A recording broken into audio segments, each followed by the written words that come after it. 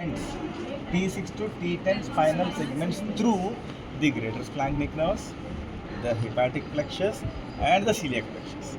While the parasympathetic nerve supply comes through the vagus nerves in the form of the branches called as the anterior and the posterior gastric nerves. Right? So what happens when there is a like with these two nerves, right? Once there is a sympathetic stimulation to the stomach, the sympathetic system, what it will do is it is vasomotor to the stomach, which means that this sympathetic stimulation will cause, it is motor to the pylorus, it is what? Motor to the pylorus, and it is inhibited to the rest of the stomach. As a result of sympathetic stimulation, this sympathetic stimulation will cause the contraction of the pyloric sphincter. As a result, the pylorus is closed and this is completely inhibited to the rest of the stomach. As a result, the rest of the whole stomach is expanding or dilating. Inhibitor, right? So as a result of this dilation, the esophageal sphincter is also relaxed and it results in the passage of food from the esophagus into the stomach, which is called as gastric filling. Gastric filling. Right. Coming to the parasympathetic stimulation, it is also vasomotor and secretomotor to the stomach. It is vasomotor and secretomotor. First of all, let us see about the vasomotor of the parasympathetic system. Once the parasympathetic system is stimulated, what happens is like it is motor to the whole of the stomach and inhibitory only to the pylorus. As a result of the parasympathetic stimulation, the pyloric sphincter is relaxed and opened completely, while the rest of the stomach slowly starts contracting. Once there is a contraction, wave of contraction, first of all it will close the esophageal sphincter, then the whole of the stomach will start contracting. As a result, food will pass into the small intestine. So this is called as gastric emptying. This is all about the nerve supply of the stomach. Now we will go into the interior of the stomach. Once before going into the interior of the stomach, people know that this is the lesser curvature, this is the greater curvature. So this is the anterior surface, this is the posterior surface. Once we have cut and opened the stomach along the greater curvature of it, now we are seeing that the interior of the stomach is thrown into numerous mucosal thickenings called as the gastric rugae. If you observe this gastric rugae, the gastric rugae along the anterior surface, you can see along this anterior surface and the posterior surface are irregular. They are irregular in nature, right? But the gastric rugae along the lesser curvature, they are longitudinal nature, nice and longitudinal nature. These longitudinal rugae, which are seen along the lesser curvature of the stomach, will form the gastric canal. Along with this, over this gastric rugae, here you're also seeing nice small pits. These are nothing but called as the gastric pits, which contains the gastric glands, right? Gastric glands. Now coming to the applied aspects of this stomach. Before going to applied aspects, I want to tell you, right?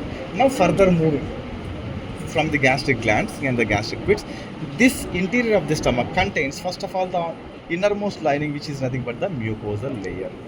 Below the mucosa, you will be seeing the submucosa. Below the submucosa, you will be seeing the muscular layer, which contains the inner circular muscular coat, the outer longitudinal muscle, and the outermost will be the oblique muscular coat also will be there. And like exterior to that will be the serosurface, right?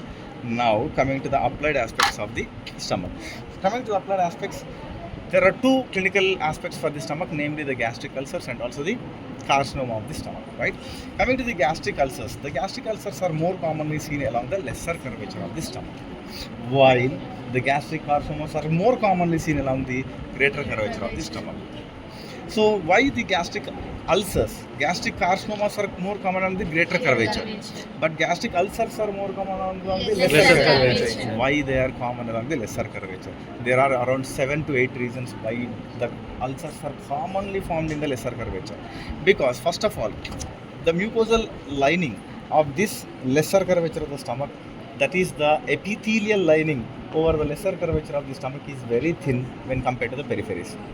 The second point is, like the mucosa along the lesser curvature of the stomach is loosely attached to the underlying muscular layer. The third point is the blood supply, the vascularity of the lesser curvature of the stomach is very less when compared to the greater curvature of the stomach. Number 4, the nerve supply along the lesser curvature of the stomach is very high when compared to the greater curvature of the stomach. As a result of this high nerve supply, the lesser curvature of the stomach receives more quantity of gastric juices, because more nerve stimulation, more quantity of like gastric juices are released. And now how four, right? The fifth one, the wave of contraction. I told you the parasympathetic system, it will contract, right? So the wave of contraction is more like longer along this lesser curvature of the stomach when compared to the greater curvature.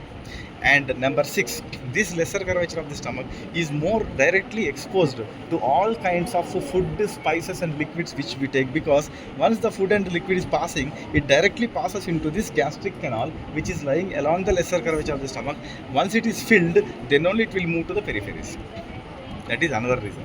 Number seven, this lesser curvature of the stomach is the most common site for one bacteria called as Helicobacter pylori, which is one of the main important reasons for the causing of gastric ulcers.